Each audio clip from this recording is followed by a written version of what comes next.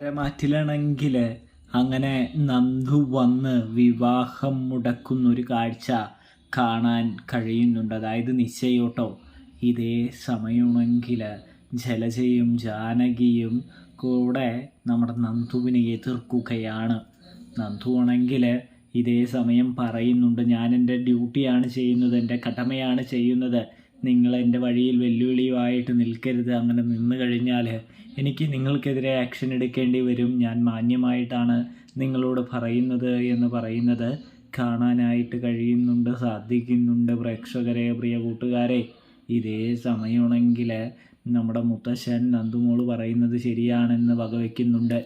കാരണം ഈ വിവാഹ നിശ്ചയം നടന്നു കഴിഞ്ഞാൽ അനിയുമായിട്ട് നമ്മുടെ അനാമികയുടെ വിവാഹമോചനം ഒരിക്കലും നടക്കില്ല എന്നുള്ള ഒരു കാര്യത്തിലേക്കും, കൂടാതെ തന്നെ അനി ജയിലിലേക്ക് പോകേണ്ടി വരുമെന്നും നമ്മുടെ മുത്തശ്ശൻ പറയുകയാണ്. അതുതന്നെയാണ് മുത്തശ്ശ ഞാനും ചിന്തിച്ചത്. ഇവരിങ്ങനെ ഒരു പരാതി തന്നപ്പോൾ ഇത് നടന്നു കഴിഞ്ഞാൽ വലിയ ബുദ്ധിമുട്ടും പ്രശ്നങ്ങളും മുത്തശ്ശനും അനന്തപുരി തറവാട്ടുകാർക്കും നേരിടേണ്ടി വരും. അതോർത്താണ് ഞാൻ വന്നത് എന്ന് പറയുമ്പോൾ ജലജ ഓരോന്ന് പറയുന്നുണ്ടെങ്കിലും മുത്തശ്ശൻ പറയുന്നുണ്ട്, മതി, നിർത്തിക്കോ, നിൻ്റെ കാര്യങ്ങളൊക്കെ മതി, എന്തായാലും മോളെ അവന്തികെ വിവാഹ നിശ്ചയം നമുക്ക് നിർത്തിവെക്കാമെന്ന് പറയുന്നതും അനി ചാടി സന്തോഷിച്ചെഴുന്നേൽക്കുന്നതും ഒരേ സമയമാവുന്നൊരു കാഴ്ച കാണാനായിട്ട് കഴിയുന്നുണ്ട്. ഇതേ സമയം ദേവയാനിയാണെങ്കിൽ അനിക്ക് ചായ കൊണ്ട് കൊടുക്കുന്നുണ്ട്.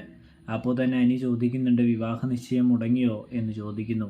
വിവാഹ നിശ്ചയം മുടങ്ങി, അതിന് തുടങ്ങിയിട്ട് വേണ്ടേ എന്ന് ചോദിക്കുമ്പോഴാണ് അനി തിരിച്ചറിയുന്നത് താനിതെല്ലാം സ്വപ്നമായാണ് കണ്ടതെന്നും നന്ദു വരില്ല എന്നും തിരിച്ചറിയുന്ന അനി തന്നെ ഒന്ന് അതിലേക്ക് മുന്നിട്ടിറങ്ങുന്ന കാഴ്ച കാണാനായിട്ട് കഴിയുന്നുണ്ട്, സാധിക്കുന്നുണ്ട്. അപ്പോൾ റിവ്യൂ ഇഷ്ടപ്പെട്ടാൽ സബ്സ്ക്രൈബ്